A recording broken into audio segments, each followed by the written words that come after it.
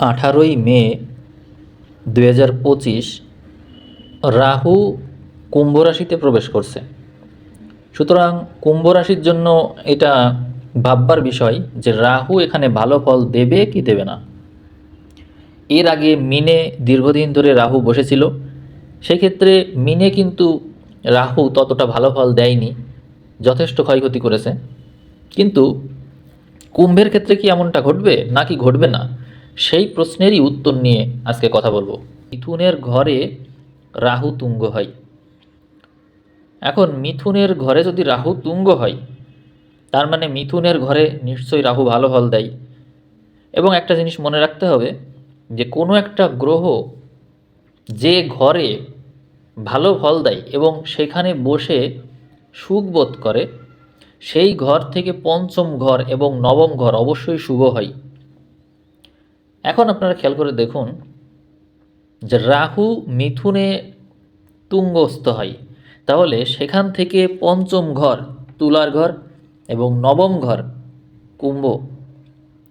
তার মানে নিশ্চয়ই বুঝতে পারছেন যে এই মিথুন থেকে নবম ঘর কুম্ভের ঘর। এবং শুধু এইটাই না, প্রত্যেকটা গ্রহের 3টা করে নক্ষত্র থাকে। রাহুরও সেইভাবেই 3টা নক্ষত্র আছে। এই 3টা নক্ষত্র 6, 15 এবং 24।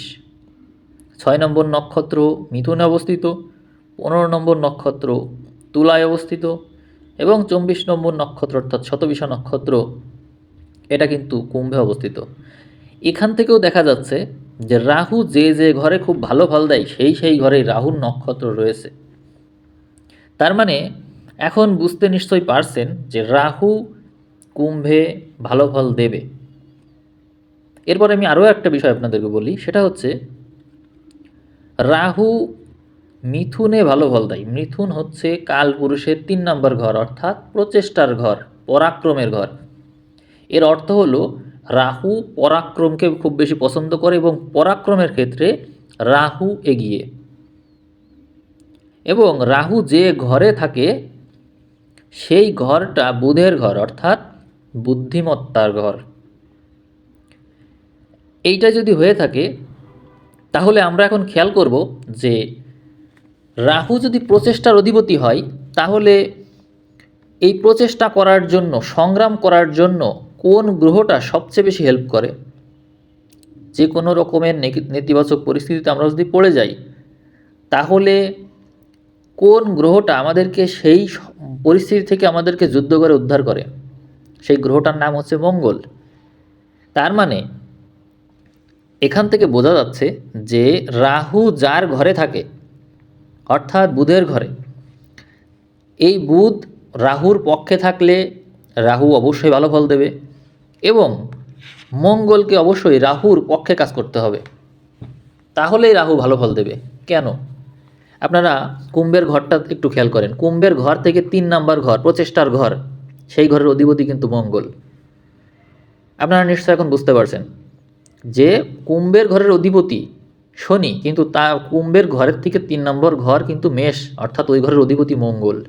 তার মানে কুম্ভের প্রচেষ্টার অধিপতি মঙ্গল, অন্যদিকে কালপুরুষের প্রচেষ্টার অধিপতি বুধ এবং ওই ঘরে রাহু তুঙ্গি হয়। এর থেকে বুঝতে পারছি আমরা যে কুম্ভের সাথে যদি রাহু, বুধ এবং মঙ্গল এই 3টা গ্রহ যদি কুম্ভের পক্ষে থাকে, তাহলে কুম্ভের মানে সব ক্ষেত্রে জয় জয়কার। হয়তো বিষয়টা বুঝতে একটু কঠিন হয়ে যাচ্ছে আপনার জন্য, আমি আরও ক্লিয়ার করে দিচ্ছি। আপনারা দশম ঘরটা খেয়াল করেন। দশম ঘর, কুম্ভের দশম ঘর হচ্ছে বৃশ্চিক। এই বৃশ্চিক এইটাও কিন্তু মঙ্গলের ঘর। তার মানে আরও আপনার স্পষ্ট হয়ে গেলেন যে মঙ্গল যদি রাহুর মানে কুম্ভের পক্ষে না থাকে, তাহলে কিন্তু এখানে ভালো ফল দিতে পারবে না, এই কুম্ভ কিন্তু ভালো ফল পাবে না। এখন আমরা পুরোটা ছকে মঙ্গলের প্রভাব কোথায় কখন কেমন থাকবে সেটা একটু দেখব। তবে তার আগে আরেকটু বিষয় নিয়ে আলোচনা করার দরকার। সেটা হচ্ছে এই যে রাহু, এই রাহু অনেক সময় নেগেটিভ ফল দেয়, অনেক সময়ই দেয়। কারণ রাহুর ভিতরে অনেক রকমের থাকে, উচ্চাকাঙ্ক্ষা থাকে, তারপরে অনিয়ন্ত্রণ থাকে, তার ভিতরে নিয়ন্ত্রণ করা যায় না। এখন এই রাহুকে নিয়ন্ত্রণের জন্য তারই বিপরীত শক্তি দরকার, যাতে করে তাকে নিয়ন্ত্রণ করা যায়। রাহুর বিপরীত শক্তিকে বৃহস্পতি। 18ই মে রাহু কুম্ভে আসবে, ঠিক তার 3 দিন আগেই 15ই মে বৃহস্পতিও মিথুনে আসবে, এবং বৃহস্পতি মিথুন থেকে রাহুর উপর দৃষ্টি দিচ্ছে, রাহু কুম্ভ থেকে বৃহস্পতির উপর দৃষ্টি দিচ্ছে। তার মানে রাহু বৃহস্পতি একে অন্যের উপর দৃষ্টি রেখেছে, এবং সারা বছরই এই দৃষ্টিটা থাকবে। অর্থাৎ রাহুর ভিতরে কিন্তু কোনো খারাপ গুণ এই সময়ে থাকছে না। এবং এই রাহু দীর্ঘদিন যাবৎ বৃহস্পতির নক্ষত্র অবস্থান করবে। অক্টোবর মাস শেষ হয়ে নভেম্বর মাসে চলে যাচ্ছি, 2025 সালের নভেম্বর পর্যন্ত গিয়েও দেখা যাচ্ছে রাহু বৃহস্পতির নক্ষত্রেই আছে এবং বৃহস্পতির দৃষ্টিও পাচ্ছে। শুধু তাই না, এই রাহু যার ঘরে বসে আছে, অর্থাৎ শনির ঘরে বসে আছে, সেই শনিও কিন্তু মিনে অবস্থান করছে বৃহস্পতির ঘরেই এবং বৃহস্পতিরই নক্ষত্রে। তার মানে বৃহস্পতি দ্বারা কুম্ভ খুব বেশি প্রভাবিত। সারা বছর ধরে এরকম একটা পরিস্থিতি চলবে। এরপরে যখন 7 ডিসেম্বরে যাব, 7 ডিসেম্বরে দেখছি রাহু নিজের নক্ষত্রে চলে এসেছে শতবিশাতে, কিন্তু তখনও কিন্তু বৃহস্পতির দৃষ্টি তার উপর আছে। অর্থাৎ সারা বছর ধরে 2025 সালের 31 ডিসেম্বরেও যদি আমি যাই, তবুও দেখতে পাবো মিথুন থেকে বৃহস্পতি রাহুর উপর দৃষ্টি রেখেছে এবং রাহু বৃহস্পতির উপর দৃষ্টি রেখেছে। অর্থাৎ সারা বছর ধরেই রাহু বৃহস্পতি এভাবেই একে অন্যের উপর দৃষ্টি রাখবে।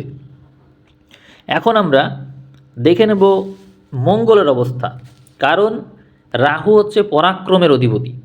রাহু সবসময় পরাক্রম দেখায়। রাহু যে নিয়ন্ত্রণে থাকবে এটা তো আমরা বৃহস্পতি থেকে জেনে নিলাম, এবং রাহুর অধিপতি শনি, সে বৃহস্পতির ঘরে বসে আছে, সুতরাং সেখানেও বৃহস্পতির প্রভাব পাচ্ছে। কিন্তু পরাক্রমের যে শক্তি, সেই শক্তি দেবে হচ্ছে মঙ্গল। এই কাজগুলো অপারেট করবে মঙ্গল। সেই মঙ্গল কখন কেমন থাকছে সেটা একটু দেখে নেওয়া যাক। 18ই মে মঙ্গলকে মিথুন থেকে কর্কটে আসতে দেখা যাবে।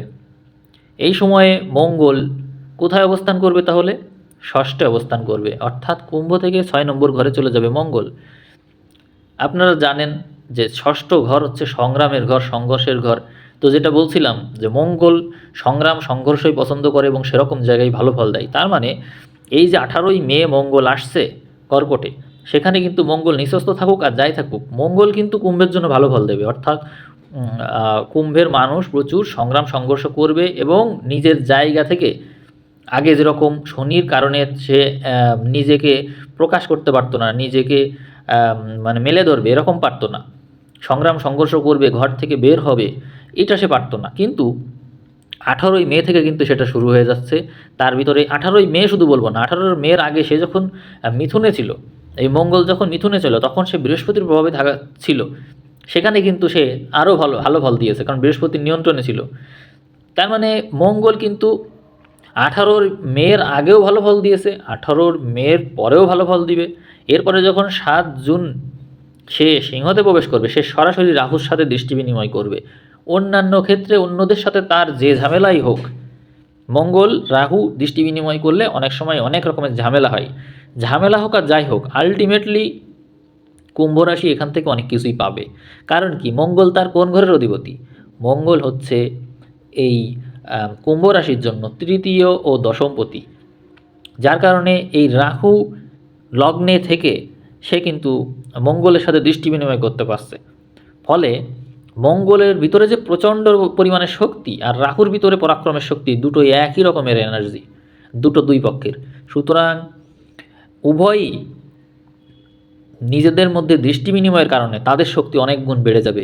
তবে এটা বিধ্বংসী শক্তি হবে না। কেন হবে না? কারণ বৃহস্পতির দৃষ্টি রয়েছে।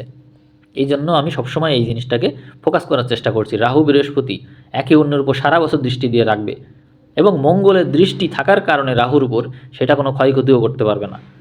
এইদিকে যদি 28 জুলাই খেয়াল করি, 28 জুলাইয়ে দেখতে পাচ্ছি মঙ্গল কন্যাতে চলে যাচ্ছে। সেই ক্ষেত্রে এতদিন ধরে মিনে শনি বসে আছে, সেই শনি কিন্তু মঙ্গলের উপর দৃষ্টি দিচ্ছে। অর্থাৎ শনি মঙ্গল একে অন্যের উপর দৃষ্টি দিলে ক্ষয়ক্ষতি হয় আমরা জানি, কিন্তু এই ক্ষেত্রে সেটা হচ্ছে না। কেন হচ্ছে না? কারণ শনি এবং মঙ্গল একে অন্যের উপর দৃষ্টি দিলেও শনি বসে আছে বৃহস্পতির ঘরে। এই জায়গাটা বুঝতে হবে। সুতরাং এখান থেকে যে ক্ষয়ক্ষতি হওয়ার কথা সেই ক্ষয়ক্ষতিটা কিন্তু ওইভাবে হতে পারছে না।